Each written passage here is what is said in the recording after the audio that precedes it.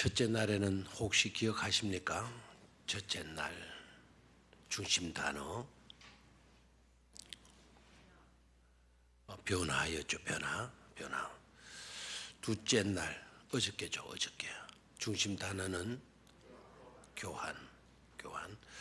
오늘은 섭리라고 하는 중심 단어를 기억하셨으면 좋겠습니다. 예수 그리스도는 오늘 본문을 보니까 결국 십자가에 못을 박히게 되죠. 예수 그리스도가 십자가에 못을 박히게 되는데 이건 엄청난 역사에 중요한 그와 같은 사건이 아닐 수가 없습니다. 예수 그리스도가 이 땅에 오신 것 빅뉴스입니다. 예수 그리스도가 갈보리 산 위에서 십자가에 못 박혀 죽으셨다. 이것도 빅뉴스입니다. 그리고 예수 그리스도가 3일 만에 다시 부활하셨다. 빅뉴스죠. 역사의 모든 판도는 바로 여기에서 결정이 되어지는 겁니다. 오늘은 십자가에 못 박힌 이 사건을 중심으로 해서 얼마나 하나님의 섭리가 놀라운가. 하나님의 섭리가 그렇게 놀라울진데 우리들을 향하신 하나님의 섭리도 말할 수 없을 정도로 놀라운 그와 같은 것일 것이다 라는 것입니다. 자, 18절을 한번 같이 보도록 하겠습니다. 18절 같이 읽습니다. 시작.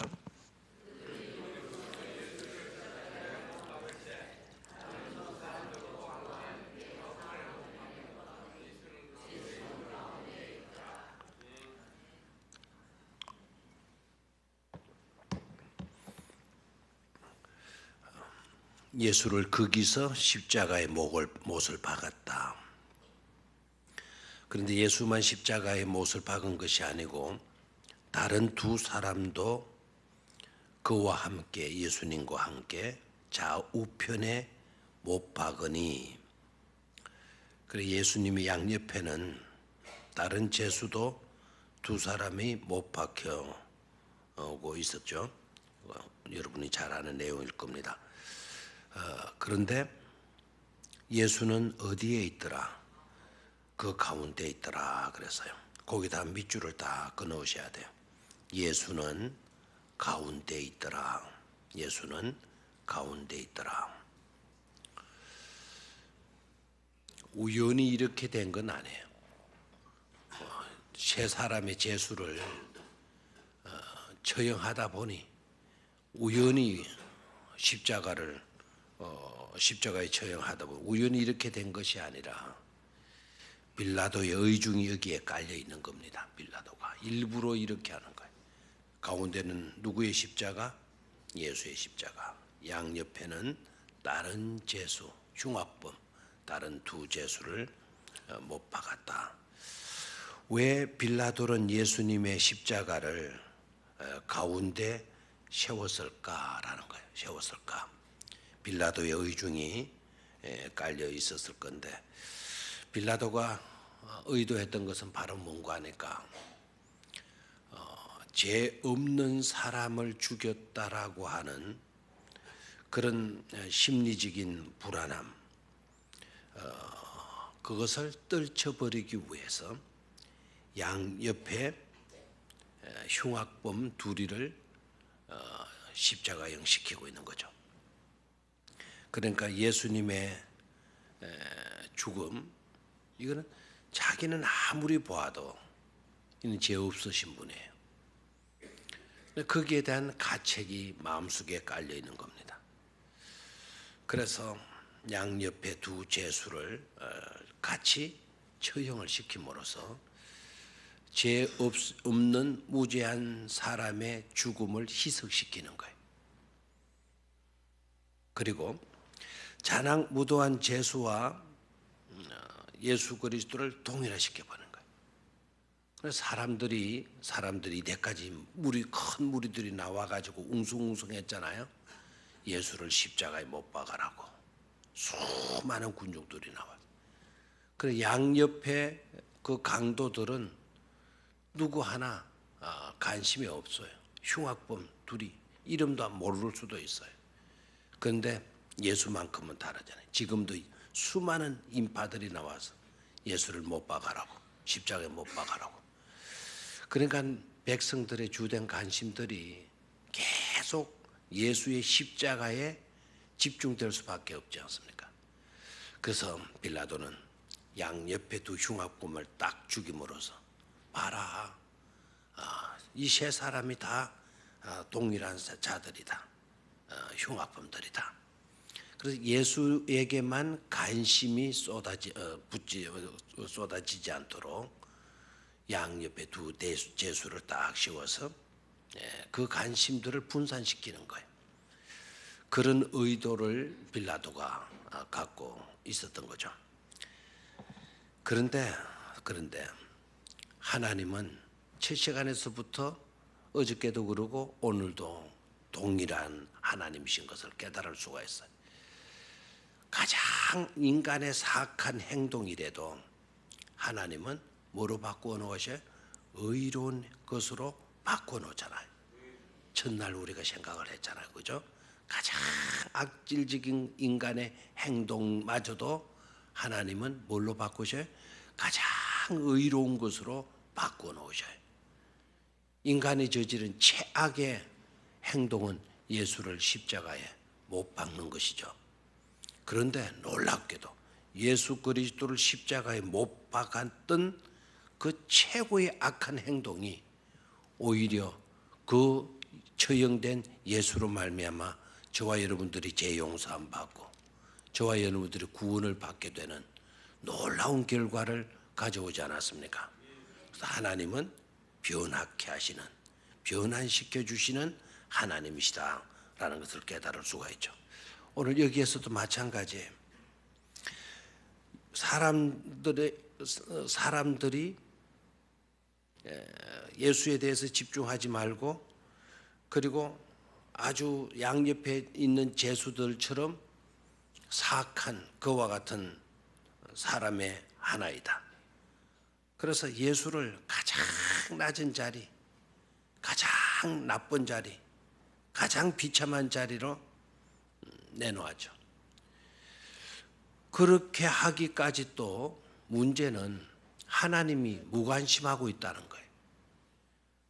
하나님이 좀 개입하셔서 못을 박는 군인들의 손을 마비를 시킨다든지 뭐 그렇게 하셔야 될 것 같은데, 하나님이 전혀 무관심한 것처럼, 아무것도 하나님이 하실 수 없는 것처럼, 무능한 하나님이신 것처럼 그렇게 나타나고 있고, 심지어 예수가 그런 꼴을 당하고 있는데도 불구하고 하나님이 개입되지 않고 있다라는 것은 어떻게 보면 하나님이 안 계시는 것이 아니냐, 이런 느낌마저도 들게 만드는 그런 사건이 되어지고 맙니다.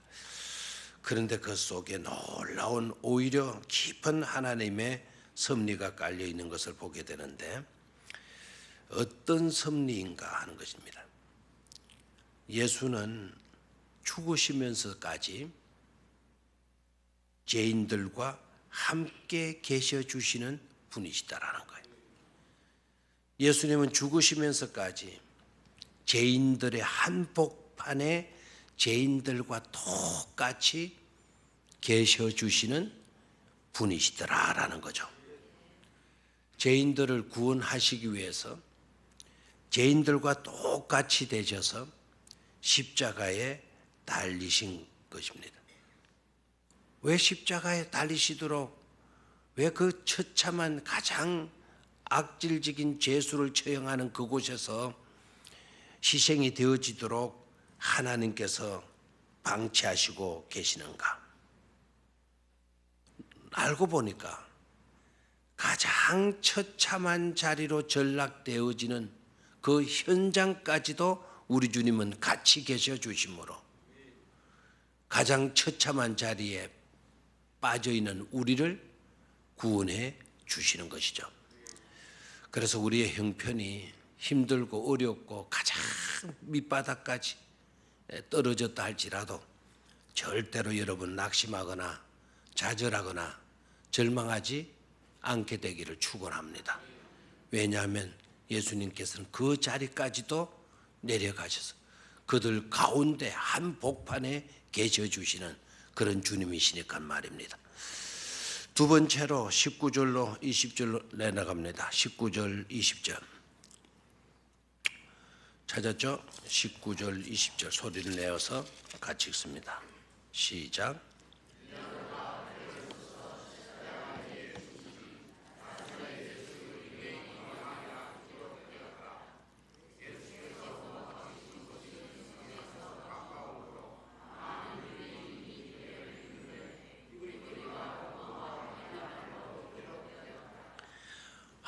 여기에도 놀라운 것을 우리가 또 보게 됩니다. 19절에 빌라도가 패를 써서 십자가 위에 붙였다. 뭐라고 붙였느냐? 그 패에는 나사렛 예수 유대인의 왕, 나사렛 예수 유대인의 왕이라고 하는 패를 붙여가지고 예수님의 십자가의 머리 부분 위에다가 그 패를 붙였다는 거죠. 그렇죠? 자, 20절. 예수께서 못 박히신 곳이 성에서 가까운 고로 많은 유대인들이 이 패를 읽는데 뭐라고 읽었어요? 히브리어, 로마, 헬라 말로 기록되었더라. 그러니까 유대인들이 히브리어를 쓰니까 유대인들이 히브리어도 읽을 수가 있고 헬라 말을 쓸 수 있는 사람, 헬라 말을 쓰는 사람들은 헬라 말로 읽을 수가 있고 심지어 로마 사람들이 봐도 유대인의 왕이라고 하는 글을 읽을 수가 있었겠죠. 그렇죠? 그러니까 21절로 내려가서 보면 유대인들의 대제사장들이 빌라도에게 찾아가서 말을 합니다. 유대인의 왕이라 하지 말고 쓰지 말고 자칭 유대인의 왕이라 써라 이렇게 이야기를 합니다. 유대인의 왕이라는 싫다라는 거죠, 그죠? 인정을 못 하겠다라는 겁니다. 또 유대인의 왕이라 그러면은 그 유대인의 왕을 죽이라고 음모를 꾸미고 죽이라고 쿠데타 일으킨 사람들이 뭐가 되겠나요? 그래서 대제사장이 가서 유대인의 왕이라 쓰지 말고 뭐라고요? 자기가 스스로 왕이라 한 사람이다 이렇게 쓰라고 이야기를 요구를 하죠. 요청을 하죠. 그런데 걸작인 거 봐요. 22절을 봅니다. 22절 시작. 빌라도가 대답하되 내가 쓸 것을 썼다 하니라. 야, 이 말 진짜 내가 뭐라 그랬습니까? 내가 쓸 것을 썼다. 내 할 도리를 했다 이 말입니다. 내 할 도리를 했다. 굉장히 코믹한 이야기이지 않습니까? 여기에 메시지가 들어있는 줄로 믿습니다. 너희의 왕을 빌라도의 여종은 너희의 왕을 너희가 죽인 거다. 너희의 왕을 너희가 죽인 거다. 그리고 빌라도가 내가 쓸 것을 썼다라고 하는 말을 통해서 느낄 수 있는 것은 빌라도는 예수 그리스도에게서 왕적인 어떤 뭐를 느끼고 있었다는 거죠? 권위를 느끼고 있었다라는 거예요. 대개 제수를 할 때 그런 식으로 안 쓸 거 아닙니까? 그런데 빌라도는 계속해서 예수를 변호하고요. 계속해서 빌라도는 예수를 뭐 하려고 했죠? 풀어주려고 했죠. 뭔가가 느끼는 것이 있었어요. 이분이야말로 대단한 분이시다. 이분이야말로 지도자다. 이분이야말로 책임을 맡은 최고의 통치자다. 통수자다. 이렇게 느꼈던 거예요. 그래서 내가 쓸 것을 썼다. 왕적인 어떤 권위를 빌라도는 딱 느끼고 있었던 거죠. 그런데 유대인들을 보게 되면 유대인들은 예수님을 왕으로 인정을 해야 하네요.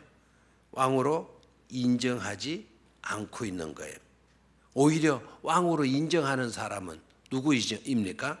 이방인 지도자이지 않습니까? 그리고 이방인 지도자가 누구이죠? 바로 빌라도인데 이 사람이 히브리 말로 쓰고 헬라 말로 쓰고 로마 말로 썼다라는 것은 이 사람은 최고의 전도자였을 수도 있어요.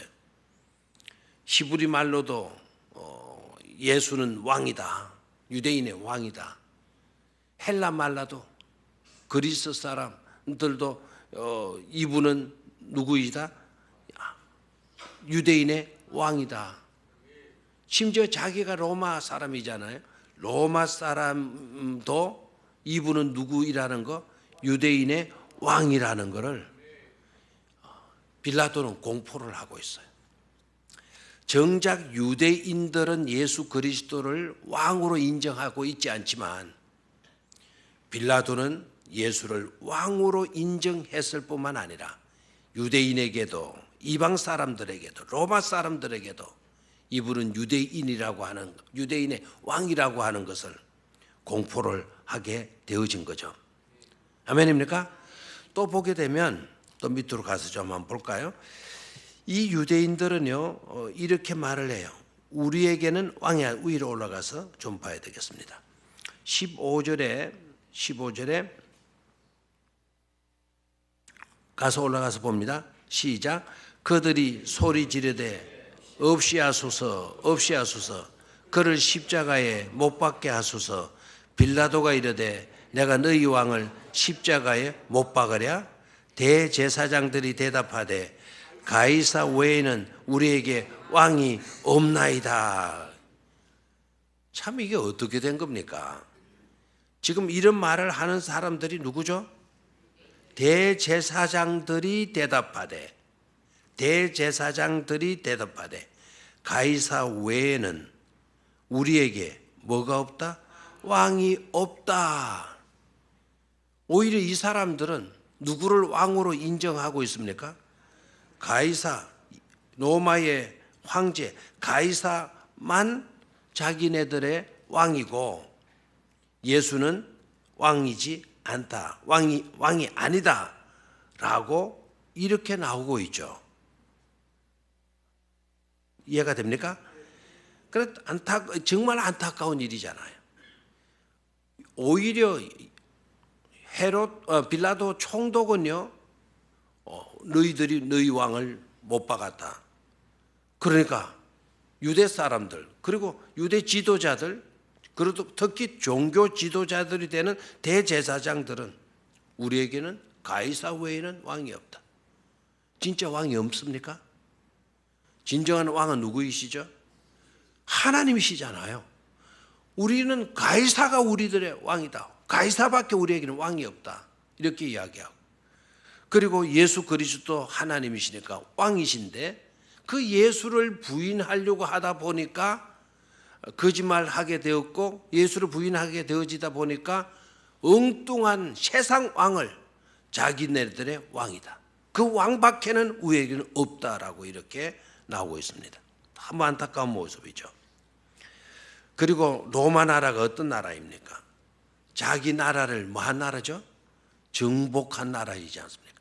자기 나라를 정복한 나라의 왕은 자신들의 왕이 되고 온 인류를 구원하시기 위해서 이 땅에 오신 예수는 자기들의 왕이 아니다라고 이렇게 부인하고 있는 것을 보게 됩니다. 되나요?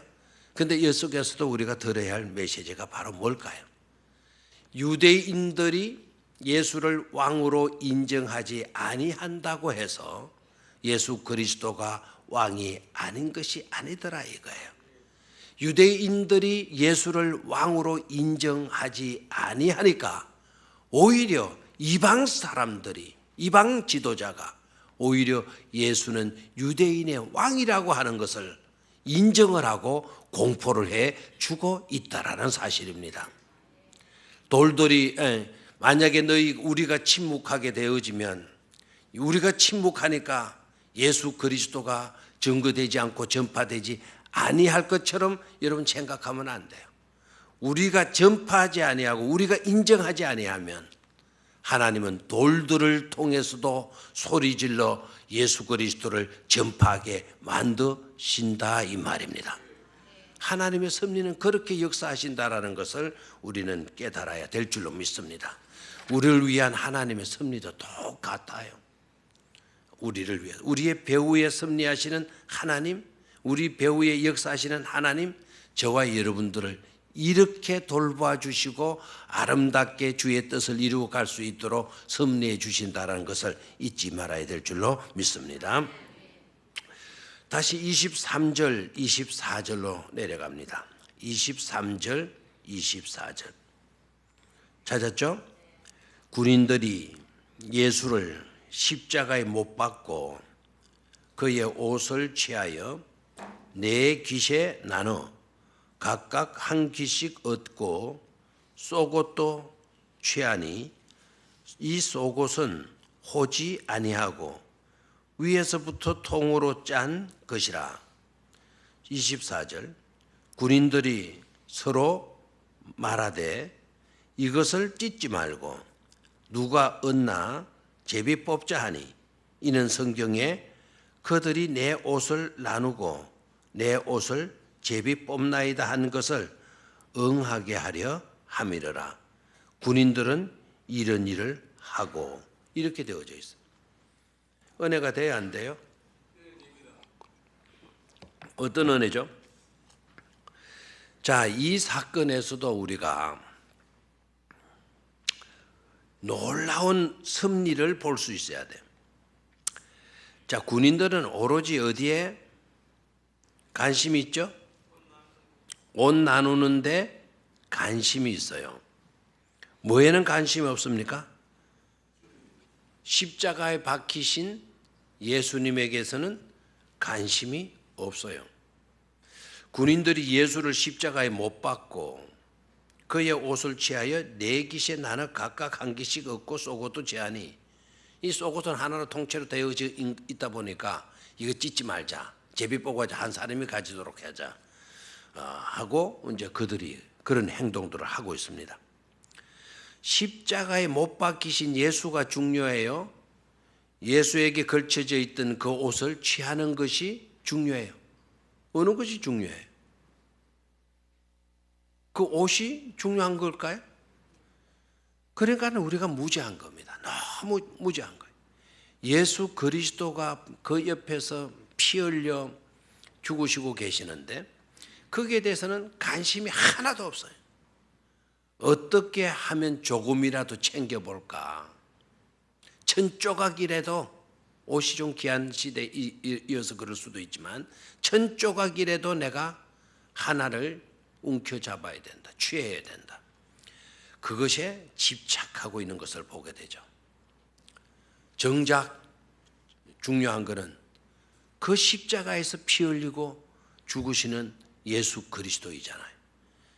선물에는 관심이 없고 마치도 선물 포장지를 누가 가질 것인가?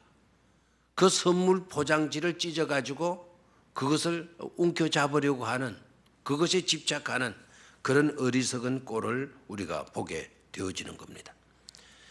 예수 그리스도 십자가에 못 박이셨어요. 바로 곁에, 그들 곁에 예수가 피 흘리고 계셔요. 그 예수가 누구이십니까?